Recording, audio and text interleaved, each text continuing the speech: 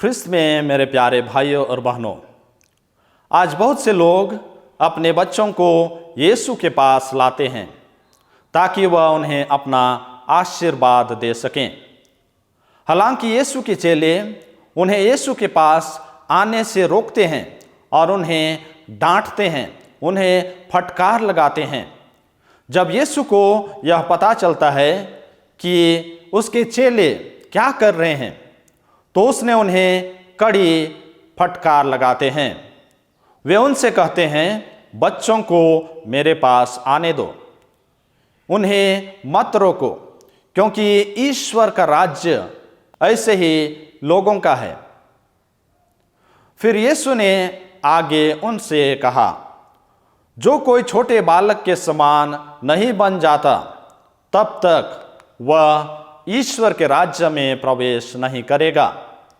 फिर यीशु ने बच्चों को गले लगाया, उन पर हाथ रखा और उन्हें आशीर्वाद दिया। बच्चे महान रोल मॉडल हो सकते हैं जो हम में से वयस्क हैं। बच्चे आमतौर पर निर्दोष और निष्कलंक होते हैं। उन्होंने अभी तक अपने विचारों या अपनी भावनाओं को छिपाना नहीं सीखा है। वे अपनी भावनाओं और विचारों को विभिन्न तरीकों से व्यक्त करते हैं। उनमें से कुछ उचित रूप से और कुछ अनुपयुक्त। मुझे संदेह है कि भले ही हम बड़े हो गए हैं, हम कभी कभी बचकाने व्यवहार भी करते हैं। बच्चों के उपहारों में से एक यह है कि वे हमेशा वर्तमान में जीवन जीते हैं। वे जीवन का आनंद लेते हैं और उनके पास आनंद, खुशी, हंसी और जीवन के सरल उपहारों की एक बड़ी क्षमता है। आज अपने जीवन में बच्चों का या किराने के दुकान पर, चर्च में या अपने पड़ोस के बच्चों से मिलने वाले बच्चों का आनंद लें और आज अपने भीतर के बच्चे के लिए भी ईश्वर को धन्यवाद दें। इस प्रकार का व्यक्तित्व हमें गंभीर, मददगार और चंचल होने में सक्षम बनाता है। आज जीवन के सरल उपहारों का हमें आनंद लेने की आवश्यकता है और उनकी सराहना करने की आवश्यकता है।